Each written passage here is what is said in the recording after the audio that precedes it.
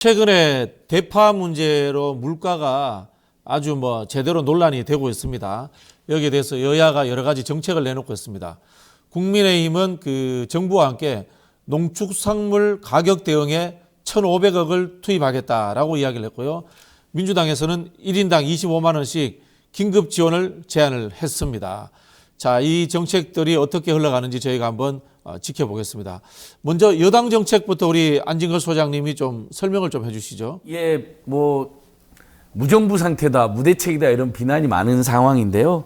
완전히 대책이 없는 건 아닙니다. 그래도 한동훈 위원장이 1,500억 투입했다 막 이런 이야기 하는데 2천억이 아니네. 1,500억인데 추가로 더 투입하면 2천억 가까이 되겠죠. 지금 여당은 뭐든지 2천에 맞추거든요. 아, 의대 정원도 그래서. 2천, 무슨 지원금도 2천. 그러게요. 예, 2천 정부다 이런 이야기가 아니 있습니다. 무속 비리 비선 논란이 끊이지 않으니까 이제 그런 숫자에 대한 풍자까지 도는 건데 여기는 아무튼 2천억이면 좋은데 1,500억입니다. 그러네요. 500억 더 쓰실 것을 부탁드립니다. 왜냐하면 여러분들께서 지금 마트나 시장에 가보면 할인 쿠폰이라고 붙어 있습니다. 30% 할인 쿠폰.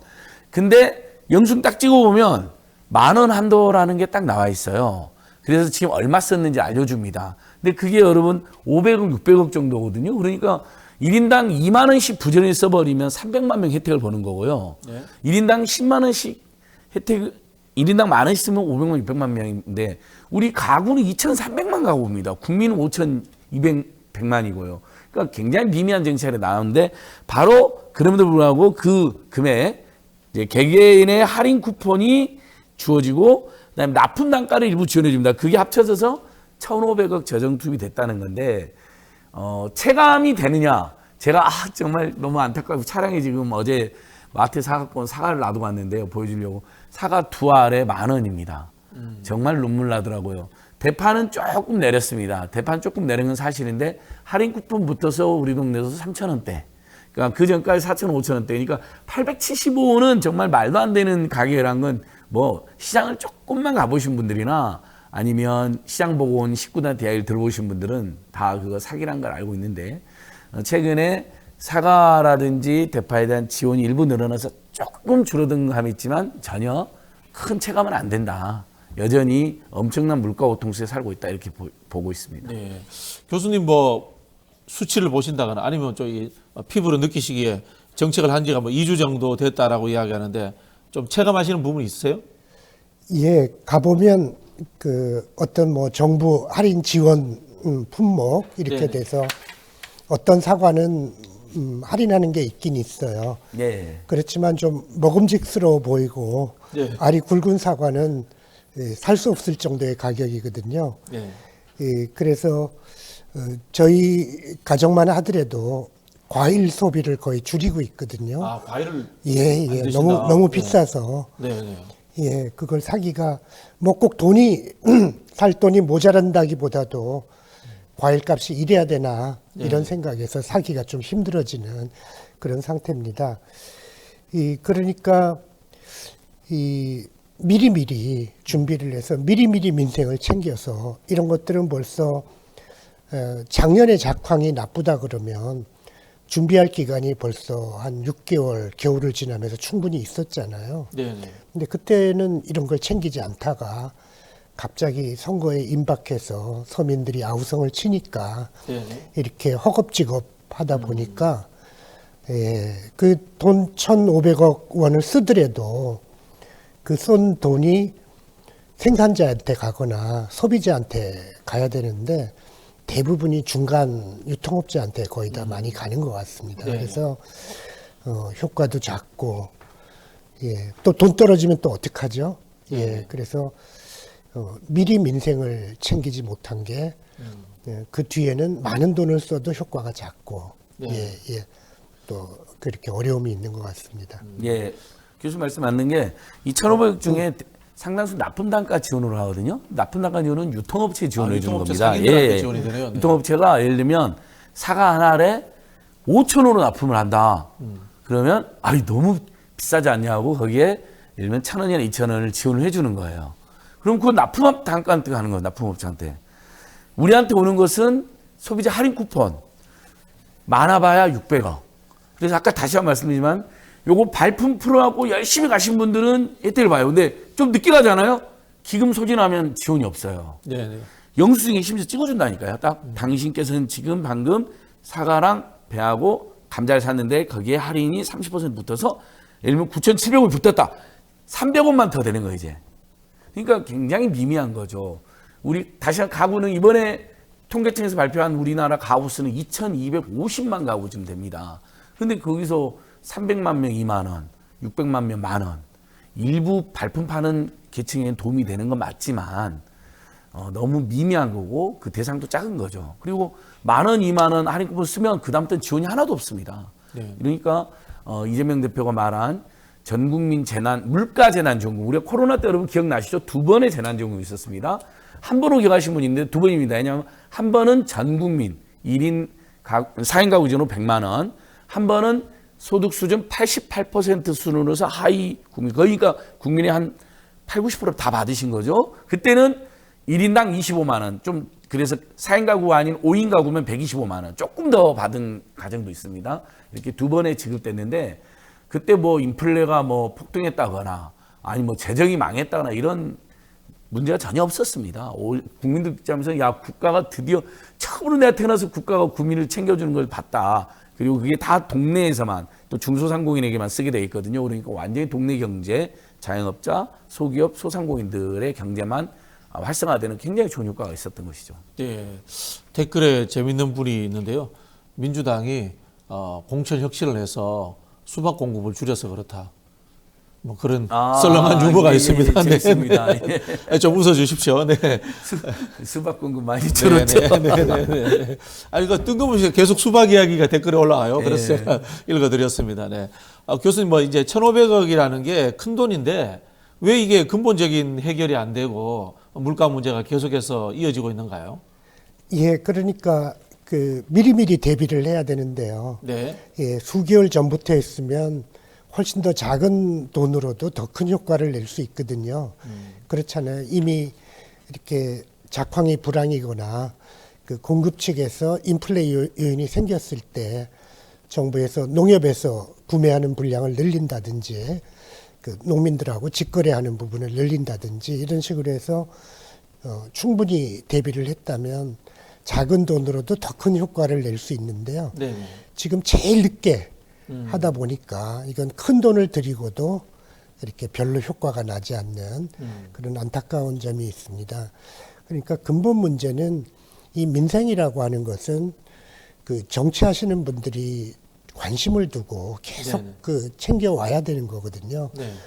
이 우리나라 같이 유능한 공무원들이 있는 나라에서 어떻게 이렇게 민생에 대한 대책이 없었는지 그것은 이제 공무원들을 지도하는 통솔하는 그 정치인들이 큰 책임을 느껴야 될 것 같습니다. 네. 예. 뭐 저기 정치인이 듬성듬성하면 공무원들도 따라서 듬성듬성합니다. 네. 예. 네. 저도 뭐 공무원 잠시 해봤습니다. 국가 균형발전위원회에 계셔서 지역 균형발전 전문가를 알고 있습니다. 앵커님. 뜬금없이 또 그런 칭찬을 해주시네요. 아니. 민생 전문가님. 왜냐하면 이제 그 이런 민생 정책을 하는 앵커님들께서 아예 정책에 대해서 전혀 이해가 부족한 경우도 가끔 있잖아요. 근데 네. 이렇게 많은 경험이 있는 분이 앵커를 하면 굉장히 풍성한 토론이 되니까. 네, 앵커 말고 다른 것도 하고 싶었습니다. 네. 자, 예. 안진걸 소장님, 민주당에서 이제 보편 지원책을 꺼냈습니다. 1인당 25만 원씩 민생 회복 지원금인데 지역화폐 형태로 하겠다는 건데요. 네. 이게 예상 규모는 어느 정도고 1인당 25만 원 되면은 그리고 이제 재원 마련에 대해서도 사실 논란이 있었어요. 설명 좀 부탁드릴게요. 네. 예, 5천만, 이제 우리 국민 한 5,100만쯤 되잖아요. 거기다 네. 1인당 25만 원이니까 2조, 13조 정도. 근데 거기에 취약계층, 예를 들면 국민기초생활수급권자들이나 차상위 계층에는 형평성을 고려했을 때 그분들은 25만 원보다 더 절박하잖아요. 그러면 10만 원을 더 붙여니까 35만 원. 그러면 13조 안팎입니다. 그러니까 대한민국 예산이 650조 안팎인데 그 중에 일부만 쓰면 충분히 현실 가능한 정책이고요. 그리고 아까 말씀드린 것처럼 이미 문재인 정부 때 2번의 전국민 재난지원금 88% 국민에 하는 88% 국민 재난지원금 줘서 그 효과나 그 실효성이 완전히 입증이 됐습니다. 그렇죠. 네. 그래서 우리 강남 교수님이 이런 기본소득이라든지 재난지원금 전문가시가 추가로 설명해 주시겠지만 지금 솔직히 우리 국민들께서 지금 어떤 상황이냐면 작년에 식료품 소비를 3% 가까이 줄였습니다. 도저히 돈이 없어서 정말 꼭 먹고 싶은 거 또는 괜찮은 유기농 식품 이런 거 구입을 줄였다는 거거든요. 뭐 외식도 포기하는 건 뿐만 아니라. 근데 보면 여러분 교육비, 주거비, 의료비, 통신비, 이자비, 교통비는 안 줄어듭니다. 이건 오히려 이자비는 더 늘어나 있죠. 통신비도 무슨 5G에서 더 늘어납니다. 우리 국민들 사교육비, 윤석열 정부에서 사교육비 줄이다 했는데 킬러 문항 논쟁 때문에요. 킬러 문항이 없어지면 중킬러 문항이 엄청 나온다. 그것 때문에 사교육비가 더 폭증했습니다. 네. 이런 상황이니까 당연히 집집마다 지금 빚이 엄청 늘어납니다. 빚이 평균적으로 우리 국민 가구마다 2천만 가구 가까이에 9천만 원 빚이 있는 것으로 얼마 전에 통계가 나왔습니다. 그러니까 웬만한 집에는 빚이 없는 집도 가끔 있지만 2,250만 가구 중에 2천만 가구 가까이가 평균 9천만 원 안팎의 빚이 있는 겁니다. 그럼 거기에 이자가 또 몇십만 원, 몇백만 원 나오겠죠? 그러니까 도저히 살 수가 없어서 진짜 슬픈 통계인데요. 벌금이 없어서 감옥에 대신 가신 분들이 작년 5만 명 가깝게 통계가 잡혔고요.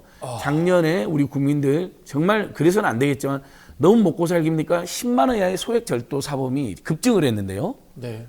9만 명이 넘어갑니다. 10만 원 이하. 그러니까 정말 이것은 무슨 큰 도둑이나 강도가 아니라 우리 어렸을 때 진짜 예전에 어렸을 때 보릿고개라든지 또는 그 다음 세대도 어렸을 때 사과 하나 먹고 싶은데 장발장이네, 장발장. 예, 동네 뭐 슈퍼 같은 데 사과 하나 슬쩍 들고 가다가 걸리고 막 그런 경우 있잖아요. 뭐 동네 서리를 한다거나 그 시절로 돌아간 겁니다. 1만 원 이하의 소액질도범도 250%가 급증했습니다.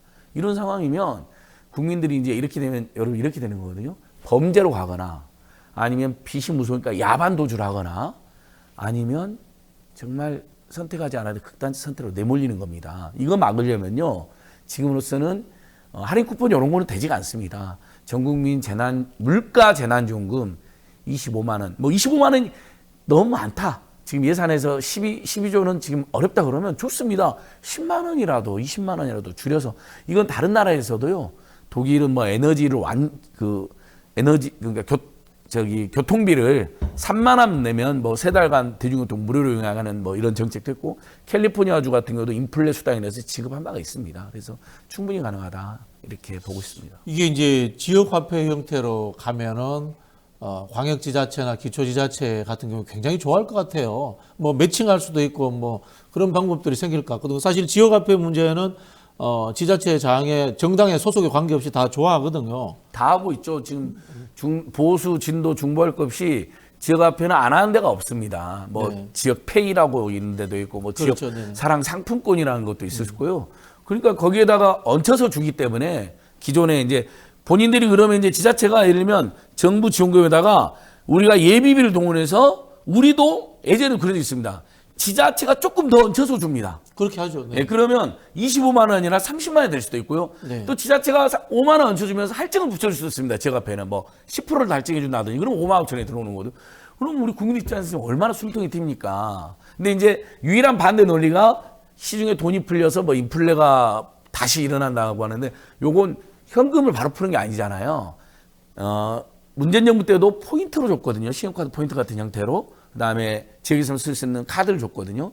이것도 지역화폐로 주기 때문에 동네 경제에 반짝하는 효과는 있고 뭐 아주 미미하게 동네 단위에서 물가가 오를 염려가 있을지 있겠지만 시중에 돈이 막 어마어마하게 풀리는 그런 경우가 아니기 때문에 또 현금 막 풀려고 아무 데서 돈 쓰는 게 아니기 때문에 그것도 저는 기후에 불과하다 이렇게 보고 있습니다. 네, 그 질문을 강남홍 교수님께 드리려고 했는데 제가 연결해드리려고 그런 겁니다. 교수님 연결이 아니라 남의 전문가가지고. 질문을 뺏어가신 것 같아요. 이렇게 하시면 안 됩니다. 아니 제가 약간의 그러니까 저는 이제 좀 수박 거달기식으로 말씀해드렸고 심층 예, 겨울에 수박 참. 자, 예. 교수님 이게 25만 원씩 주면은 말씀하신 것처럼 인플레가 생길 수도 있다 이런 이야기도 있는데 이게 사실 경제적 효과라든가 그런 점은 어떤 게 있을까요? 지금 인플레 걱정을 하는 건 지금 사각각 모르고 네. 이런 것에 대한 진단을 잘못하는 것입니다. 이 사각값이 오르고 이렇게 하는 것들은 공급 측면의 요인이거든요. 네. 그래서 작황이 나쁘고 중간에 유통업자들의 투기가 있고 이제 이런 공급 측면을 조절을 해야 되는 거고, 지금 수요 측면은 그 가계의 실질 소득이 너무 줄어들고 있습니다. 그래서 경제 성장을 우리나라가 경제 발전을 쭉 하면서 현 정부 들어와서 가계 소득, 실질 가처분 소득이 계속 줄어들었던 한 3, 4분기 계속 줄어들었던 적이 있는데요. 이렇게 줄어든 수요가 줄어들은, 네. 그리고 안진걸 선생님 얘기하셨지만 빚이 늘어가고 필수 소비가 줄어드는 그런 상황에서는 이 수요 때문에 생기는 인플레이션을 걱정할 필요가 없거든요. 지금 상황이 바로 오히려 수요 때문에는 디플레이션의 요인이 네. 있고, 그런데 국제적인 공급망 문제가 있고, 또 우리나라에서 또 우리나라의 특유한 공급망 문제가 있어서 지금 불황이면서도 물가가 이렇게 오르는 상태인데, 이런 상태에서는 인플레이션은 그 공급 측면 요인을 건드리면서 해결을 해야 되고요. 이 불황이고 가계소득이 줄어들고 하는 건 가계의 이 실질소득을 늘려줘서 이렇게 양쪽을 다 해결해야 되거든요. 그래서 이분들은 그 인플레이션의 원인을 잘못 알고 이렇게 대응을 하는 것이라고 생각됩니다. 특히 지자체, 아까 얘기가 나왔었는데요. 제가 경기도 지역의 지자체장, 이제 시장, 군수님들을 쭉 만나보니까, 이 지금 같은 그 소상공인 경제, 이렇게 골목 상권이 위축된 경우가 잘 없었다. 너무나도 위축돼 있다. 이렇게 네. 말씀을 하시면서, 그러면서, 지난번에 자기가 시장할 때 보니까 재난지원금 효과가 너무 컸다는 거예요. 아, 코로나 때 그런 거죠? 그렇죠. 그때 네. 2번 지급한 게, 특히 소상공인 하시는 분이 골목 경제가 살아나니까 너무너무 좋아해서, 자기가 시장이면 그 표를 얻기 위해서도 이렇게 주민들이 좋아하는 정책을 해야 되잖아요. 그런데 현 정부 들어와서 이념적으로 이렇게 이제 재난지원금 같은 건 야당 대표의 정책이다, 이런 식으로 하면서 이념적으로 대해서 이렇게 이 주민들에게 골고루 어떤 현금에 가까운 이런 복지를 할수록 교부금을 줄이겠다, 이런 정책을 발표를 네네. 했답니다. 그러니까 자기가 볼 땐 이게 골목 상권을 위해서 굉장히 좋은 정책인데 정부에서 억압을 하기 때문에 못한다, 너무 안타깝다, 이런 말씀을 공통적으로 하시더라고요. 그러니까 이렇게 경제 민생을 이념으로 대하는 게 참 이렇게 안타까운 일이고요. 그래서 1인당 25만 원의 재난지원금을 지급하자라는 말은, 이게 여야 합의가 되면 그렇게 민생을 이렇게 정치로 대하는, 이렇게 정쟁으로 대하는 그런 태도를 안 하겠다라는 뜻이 되잖아요. 네. 그러면 지자체에서 신이 나서 자기들의 가용 지원으로 충분히 더 살리는 이런 정책을 할 것 같습니다. 네. 예. 그쵸. 교수님한테 좀 깊이 있는 질문 하나 좀 드리고 예. 싶은데요. 이게 이제 현금으로 호환될 수 있는 복지 형태든지 이렇게 예. 지원되는 방식이 이게 좌파적인 겁니까? 저는 이게 뭐 보통 이제 우리 전통적으로 좌파라고 하면은 뭐 제도주의자 또는 뭐 시스템주의자, 구조주의자 이런 쪽들은 이제 좌파라고 하는데, 저는 이게 이제 좌파라고 이렇게 규정하기 어렵다는 생각이 들거든요. 그렇습니다. 원래 이 기본소득 정책, 이 초창기에 1960년대 생길 때, 네네. 그것의 강력한 지지자 중에 한 분이 밀턴 프리드만. 예, 프리드만은 프리드만, 그것을 네네네. 프리드만 기억하겠습니다. 영어로는 네네. 네거티브 인컴 텍스라고 이름을 붙였는데요. 네네. 그건 나중에 우리가 좀 이야기를 할 기회가 있을지 모르겠습니다만, 오세훈 시장의 안심소득하고 거의 같은 거의 같다. 그런 것이거든요. 그러니까 기본소득의 한 형태로 볼 수도 있습니다. 근데 밀턴 프리드만은 굉장한 보수주의자거든요. 이분이 노벨 경제학상을 받으셨고, 심지어 현 우리나라 윤석열 대통령이 제일 존경하는 분이거든요. 그렇죠. 예, 그러니까 그런 분이 제안한 정책을 하는 거죠. 네네.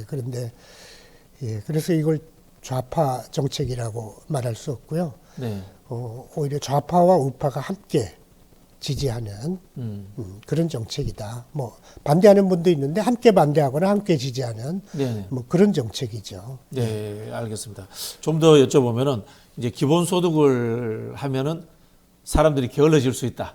예. 옛날 이게 복지정책 비판하던 논리하고 비슷한 진짜 이게 시대 뒤떨어진 그런 비판을 하는 분들이 있는데 여기에 대해서는 어떻게 역비판을 하시겠습니까? 지금 현재 미국에서 한 100여 개 시장님들이 이 기본소득 실험을 하고 있습니다. 네. 그러니까 미국이 상당한 실험을 제일 많이 하는 나라입니다. 기본소득은. 그리고 시장님 중에 뭐 좌파 우파가 다 있습니다. 네. 근데 그 실험의 중간중간 결과가 나오고 있는데 기본소득을 지급받았다고 해서 노동을 줄이는 경우는 거의 없고 오히려 노동시간이 늘어나는 네. 그런 경향이 있습니다.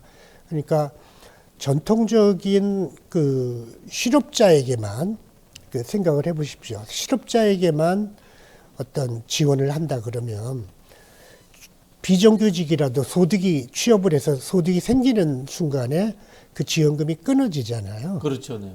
그러니까 그 지원금을 받기 위해서라도 일을 못하는 거죠. 네. 그리고 일을 하려면 지원금보다 훨씬 좋은 일자리일 때 그때는 일을 하겠지만 지원금보다 조금 좋은 일자리다 그러면 놀고 지원금 받는 게 좋잖아요. 그게 이제 게을러진다는 비판 그렇죠. 이유가 됐네요. 그게 네. 전통적인 네, 복지 정책에 대한, 노동을 실업이냐 아니냐를 기준으로 한 복지일 때는 그런데 모든 사람에게 다 지급하면 자기가 실업자일 때도 받지만 일을 해도 받잖아요. 네. 네. 그래서 이 기본소득 정책의 장점은 기존의 복지 정책이 노동을 줄이는 요인이 있다. 그렇죠. 예. 취업하면 못 받으니까. 뭐 예를 들자면 이제 과거에 이제 실업급여 많이 주는 프랑스 같은 나라에는 예. 1년 일하고 한 6개월 놀아버리는 거죠. 실업급여로도 살 수 있으니까. 예. 우리나라도 이렇게 취업했다가 실업급여금을 타고 네. 뭐 그거 위해서 아주 일부지만 자꾸 그렇게 실업자가 되는 이제 그러한 문제가 일부 생긴 적이 있었는데요. 그러니까 그런 이 옛날에 완전고용 시절에는 실업자가 몇 명 안 되잖아요. 그렇죠. 네. 그리고 실업자하고 취업자 소득이 다 정규직이었잖아요. 그러니까 차이가 뚜렷하게 나니까 그 실업자인 분만 도와줘도 별 문제가 없어요. 네네. 예, 그런데 지금은 이 불안정고용 시절에 그래서 비정규직 노동자가 상당한 인구의 절반이 되고 그래서 소득이 툭 끊어지는 게 아니라 다 연결돼 있잖아요. 그래 이제 이런 시대에는 일 안 하는 사람만 어떤 복지를 주면 실업자만 주면 일을 하는 사람이 손해 보거든요. 이제 그래서 그걸 막기 위해서 지금 세계 각국에서 아까 미국에서도 기본소득 실험이 진행되는 거거든요.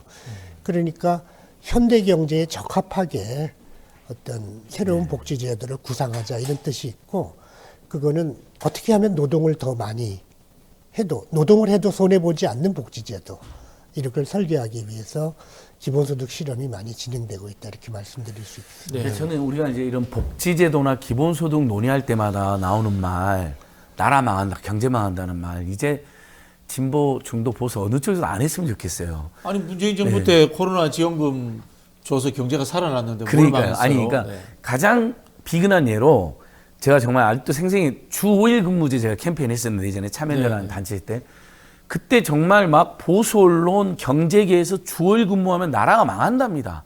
안 그래도 대한민국 일을 안 하는데 뭐 일을 안 해요. 세계 최장 노동시간인데 일을 안 한다고 거짓말하더니 이러면 경제 폭망한대요. 주 5일 근무한 다음에 이틀 쉬니까요. 사람들의 생산성이 더 늘어납니다. 이제 프랑스라든지 그다음 이재명 대표 공약도 주 4일, 주 4.5일 근무까지 이야기 나오죠. 주 3일도 논의가 됩니다. 절반 일하고 절반 쉬고 절반 교육하고 그러면 더 훌륭한 일 한다는 게 이제 재택근무도 일부 가능해가지고요. 그다음에 여러분 친환경 무상급식 하면 나라 망한다고 오세훈 시장 그렇게 난리 폈는데 나라 망했습니까? 오히려 다른 나라에서요. 지금 한국 초중고 친환경 무상급식 우리는 무상교육만 했는데 아니 무상교육에다가 무상급식까지 그것도 동네에 친환경 유기농 식자재 공급센터를 만들어가지고 가급적 가까운 거리에 있는 농촌의 생산물을 바로 학교로 이렇게 직공급하네? 그 시스템을 보고 깜짝 놀래가지고요. 야, 대한민국 대단한 정책이다 이렇게 하고 갑니다. 그러니까 제발 그 속지 않았으면 좋겠어요. 강원도 하천군 예를 들게요. 여기는 보수적인 국민의힘 군수입니다. 대학까지 무상교육을 합니다. 초중고 학생들은 무상버스를 합니다. 왜? 아이들이 버스는 무상으로 타게 도와줘 어른들이. 그리고 어렸을 때부터 대중교통 친화적인 삶을 가르쳐줘. 거기가 국민의힘 소속이 깜짝 놀래요. 민주당 소속 지자체장들 뭐 하고 있냐고 제가 따지고 싶을 정도로 열심히 해요. 그러니까 근데 반응 너무 좋습니다. 하천군 들어가 보시면요. 주민들이 이사로 와요. 그러니까 이건 진보 정도 보수의 문제가 아니라 인구를 늘리고 지역 소멸을 막는 정책이고요. 누구나 하는 겁니다. 지역 화폐도 아까 강남 교수님 말씀하셨지만 보수 지자체장들이 지역 화폐 좋아해요. 근데 중앙정부에서 이번에 윤석열 정부에서 영원으로 만들어놨잖아 올해. 그 이제 야당이 겨우 복원했는데 절반밖에 복원이 안 됐어요. 그러면 예산과 할증률이 줄어들면 그러면 선착순으로 소진돼 버려요. 잘못하면요. 그다음에 할증률이 줄어들고 10만 원 사면 11만 원 주던 게 5천 원만 주는 거예요. 이제 이런 문제가 있는데 정말 이런 걸로 더 이상 우리 사회가 논란해서는 안 되고 미래가 굉장히 불안하고 불투명하기 때문에 오히려 기본소득 미국만 해도 뭐 앤드류 양이나 앨런 머스크 같은 대단한 자본가들이 기본소득을 지지하잖아요. 그러니까 이건 꼭 좌파 정책도 아닌 거죠. 오히려 경제를 살리고 미래를 대비하는 사회적 합의를 전 세계 다 시도하는 겁니다. 그러니까 그리고 1년에 100만 원 지금 주자는 겁니다. 여러분은 한 달에 100만 원도 아니고. 근데 1년에 100만 원 주기 때문에 일 안 하는 사람이 있겠습니까? 이런 가짜 뉴스는 하지 마시자고요. 그러니까 이제 미국 예를 들어봐도 아까 제가 미국에서 한 100개 시에서 기본소득 실험을 하고 있잖아요. 근데 미국에서 한 40년 이상 기본소득을 지급해온 주가 있거든요. 네. 그게 바로 알래스카 주 기본소득이고요. 이제 이 주는 우리가 기본소득을 두 종류로 나눌 수가 있습니다. 재원에 따라서요. 재원이 조세가 되는 그런 기본소득이 있고, 재원이 공유부랄까. 공유부라는 건 그 주, 그 나라 전체 국민에게 속하는 부가 있잖아요. 네네네. 예를 들면 알래스카 같으면 석유 천연자원이 네네. 알래스카의 공유부였거든요. 그래서 공유부에서 수입이 생기잖아요. 그 수입을 주민들에게 나누는 그런 정책을 한. 그럼 우리나라 같은 경우는 세제 외 그 수익금 예, 그런 예. 게 이제 예, 되겠네요. 예, 우리나라에 예, 세제. 뭐 예를 들면 뭐 이렇게 뭐 주차비 거두는 거라든가 그렇습니다. 뭐 예, 그 입장료 수입 이런 것들을 예, 이야기할 수 있겠네요. 우리 국민들이 합의하는 거죠. 이건 예, 우리 예. 공유부로 하자.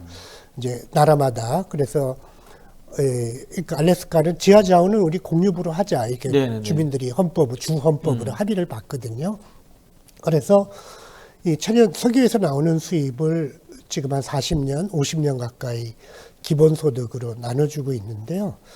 알래스카는 비정규직 일을 제일 잘합니다, 주민들이. 미국에서 비정규직 노동이 가장 많은 주에 들어가. 잘 받아들입니다. 네네. 왜냐하면 이 태도가 달라지는 거죠, 오히려. 네네.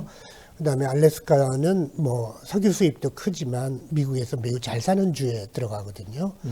그리고 미국에서 잘 사는 주는 대개 소득이 불평등하거든요. 근데 알래스카 주는 소득이 가장 평등한 주에 들어가거든요. 그리고 잘 살면서도 평등한. 네. 그리고 일자리, 사람들이 잘 싫어하는 비정규직 일자리도 주민들이 기꺼이 하는 그런 효과들을 가지고 있습니다. 네. 예. 우리나라에서도 전남 신안군이 그 풍력 발전이나 해상 태양광 발전을 많이 하잖아요. 네. 그걸로 1년에 몇십만 원씩 주민들에게 기본소득, 배당소득을 해줍니다. 반응이 너무 좋습니다. 네. 그러니까 이게 충분히 됩니다. 예. 알래스카보다는 신안이 낫네요. 신안 안 추워서. 그렇죠. 신안 이야기를 참 예, 우리 교수님 많이 잘 연구하셔요. 해주셨는데요. 예, 그 신안에서 하는 이 기본소득은 지금 햇빛 연금, 햇빛 발전소에서 나오는 수입을 네네. 햇빛 발전소에 주민들이 좀 투자하게 하고, 그래 주민들이 이 협동조합 비슷한 지분을 갖는 거죠.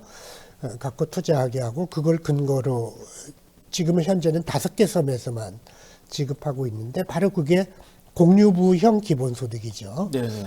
그래서 신안군은 지금 섬이 한 1000여 개, 1004개, 1004개가 되는데요. 이제 그 중에 5개 섬에서만 있지만 그 신안군에서는 그 바다가 있어서 바다의 풍력 발전을 계획하고 있습니다. 네네. 근데 그 풍력 발전은 규모가 좀 크기 때문에 네. 그게 되면 모든 섬 신안군 전체 주민에게 액수가 무려 월 50만 원씩 예, 지급할 수 있는 계획을 세우고 이 바다의 어민들이나 주변의 농민들하고 그 다 주민 합의까지 다 마쳤거든요. 이제 그 하면 됩니다. 하면 되는데 단 지금 중앙 정부에서 현 정부가 들어서면서 그리드 연결이라든지 이런 협조를 안 해줘가지고 그걸 지금 시작을 못 하고 있거든요. 그러니까 바로 그런 공유부 기본소득으로도 우리나라는 특히 앞으로 에너지 전환을 하기 위해서는 동네마다 마을마다 햇빛 발전소가 있어야 되고 좀 바다라든지 큰 데는 풍력 그렇죠. 발전소 이런 게 많이 지어져야 되고 전 국토가 이렇게 가는 데마다 재생 발전소가 보이는 그런 나라로 뒤바뀜하게 되면 이 공유부 기본소득만으로도 우리 국민들이 아주 최소한의 어떤 금액은 받을 수 있는 그런 게 되거든요. 그래서 전 세계가 재생에너지를 전환을 하는데 가령 우리 안진걸 선생님 얘기하셨지만 아까 무상급식이라는 아이디어는 한국에서 최고로 먼저 찾았잖아요. 네. 액수도 안 들지만 이게 효과가 크거든요. 그래서 가령 뭐 무상급식이라는 게 아까 뉴욕주 이야기도 진짜 민생 전문가답게 잘 하셔서 좋은 얘기를 했는데 뉴욕주에서 해보니까 깜짝 놀란 거예요. 뉴욕주에서 한국에 무상급식을 받아서 뉴욕주가 해보니까 한국의 무상급식 정책을 수립한 거네요. 세계에서 다 배우는 뉴욕시에서 네. 뉴욕시죠. 했는데 놀라운 효과가 있는 게 아이들 성적이 오르는 거예요. 그걸 실험을 한 학교하고 안 한 학교가. 그 다음에 제일 중요한 게 학교 폭력이 줄어듭니다. 네. 그러니까 밥을 먹으니까 같이 네. 폭력이 식구니까. 폭력이 줄어들어서 무엇보다도 무상급식 주고 우리 학교 안전해졌다라고 모든 학생과 학부모가 그렇게 돼서 놀라운 효과들이 있는 게 이 한국에서 우리나라에서 개발한 모델이잖아요. 근데 이 신안군 모델도 전 세계가 재생에너지 하고 있을 때 이렇게 하면 되는구나 라는 모델이 지금 나와 있거든요. 우리나라에서. 그래서 지자체장께서 하신 좋은 모델을 확산만 하면 되는데 그 확산을 가로막고 있어서 너무나도 안타까운 상태입니다. 네. 저도 조금만 덧붙이면요. 네, 계속 덧붙이고 있습니다. 아닙니다. 많이 덧붙이고 계십니다. 네. 물가지원금 25만 원 주면 인플레 생긴다고 하도 떠들어서 제가 이제 우리나라 GDP가 2,000조 가까이 됩니다. 그러니까 12조니까 0.5%가 더 네. 풀리는 겁니다. 근데 그것도 현금으로 무차별로 풀리는 게 아니라 동네에서 동네 마트, 슈퍼, 재래시장, 식당만 이용할 수 있는 포인트입니다. 네. 그러니까 인플레 효과는 매우 제한적이고 이렇게 생각하시면 돼요. 자, 우리가 재난요금 25만 원 왔어요. 우리 4인 가구 이제 100만 원 들어왔다. 이제 그럼 식당에 갈 거잖아. 식당 아저씨들이 손님 늘어났네. 김치찌개 12,000원 하던 걸 갑자기 14,000원 못 올립니다. 그건 박리담회 하면 뻔히 되죠. 다 알기 때문에 오히려 박리담회를 시도하지. 그저께 분명히 2,000원 올렸는데 또 2,000원 올리면 지역 포인트 들어왔다고 2,000원 올렸다고 오히려 그 가게는 안 가버립니다. 그러니까 인플레 효과는 거의 없거나 매우 제한적이다. 지금은 오히려 수요가 없어서 수출도 망했는데 내수까지 망하는 상황이라면 이 정도의 수요는 특히 중소기업 소상공인에 하는 수요는 창출해 준 게 맞다라는 것입니다. 워낙 정부 역할을 안 하니까 이번에 민생경제연구소하고요. 그다음에 뭐 안진걸 TV 등이 뭘 하냐면 홍길동은행 오늘 개설합니다. 1인당 10만 원씩 240명 그러니까 기금 소진시까지 이제 돈이 많지 않으니까 일단 240명 묻지도 따지도 않고 사연만 보내면 바로 10만 원을 지급합니다. 저희가요. 대출이 아니라 무상지원입니다. 왜냐하면 정말 10만 원이 없어서 10만 명 가까이가 소액제도를 하다 걸렸다는 거잖아요. 그리고 이런 분들이 범죄나 극단적 선택에 내몰리기 때문에 제발 그러지 마시고 우리한테 연락을 해라. 그래서 1차로 오늘 240명까지. 근데 이게 잘 되면 시민들께서 응원해 주실 거잖아요. 그러면 2차로 또 1인당 10만 원에서 20만 원 지원하는 걸 제가 준비하고 있습니다. 이름이 홍길동은행인데 오죽하면 윤석열 아무것도 안 하니까 민생경제는 저희가 민간인데 돈도 없는데 제가 이걸 고민한 겁니다. 2,400만 원을 마련해가지고요. 네, 알겠습니다.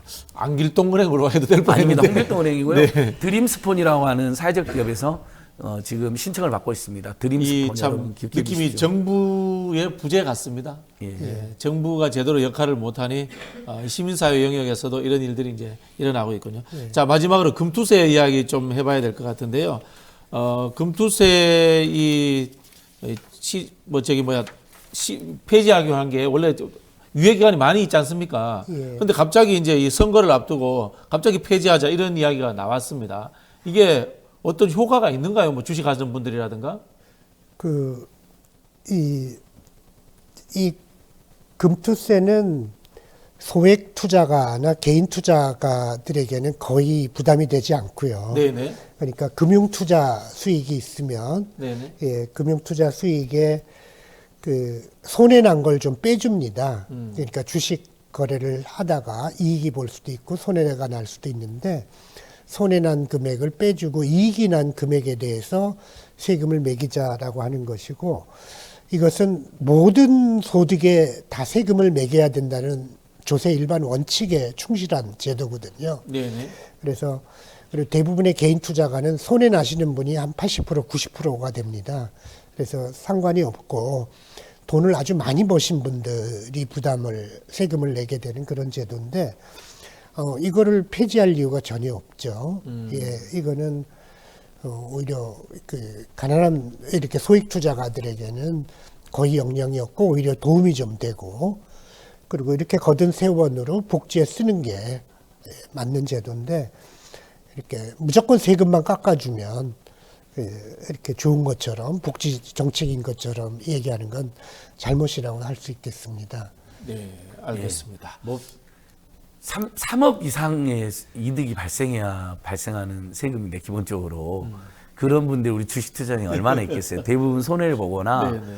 주식 투자를 해도 5천만 원 이하의 소득을 얻는 분들이 대부분인데 또 5천만 원까지는 공제를 해줍니다. 그러니까 이건 정말 부자 감세 중에도 초부자 감세입니다. 물론 이제 우리 서민들이나 중산 입장에서 한번 대박 났는데 세금이 나온다라고 그 자체를 좀 두려워하는 분들이 있는데 이득에 발생하는 거잖아요. 손해 발생시키는 게 아니고. 그래서 만약에 10억의 소득이 발생하면 일부 내는 거거든요. 그 정도는 대한민국이 그 정도의 사회적 합의는 되어 있다고 봅니다. 그래서 그리고 이거 유예를 또 해줬어요. 2년이나. 근데 뭘 또 유예가지고 나중에 그때쯤에 사회적 다시 논의를 하면 됩니다. 진짜 문제가 있는데 총선 앞도 막 이걸로 생색을 냅니다. 윤석열 정부에서. 그러니까 그냥 총선에서 분위기가 안 좋으니까 마구 막 부자 감세를 막 발표하는 이런 형국인데 이건 정부 정책의 신뢰성, 투명성, 책임성에도 매우 반합니다. 매우 바람직하지 않습니다. 그러니까 부자 감세가 이 서민복지 축소로 연결되는 거거든요. 세금이 줄면 복지도 줄어들잖아요. 그러니까 부자 감세, 복지 축소, 서민복지 축소 이 두 가지 정책을 하면서 서민복지 축소를 얘기를 안 해버리는 거예요. 그러니까 부자 감세만 하면 서민도 뭐 감세되는 것처럼 그래서 그게 큰 문제일 것 같습니다. 네, 알겠습니다. 자, 두 분 뭐 좋은 말씀 감사합니다. 여기서 마치도록 하겠습니다. 감사합니다.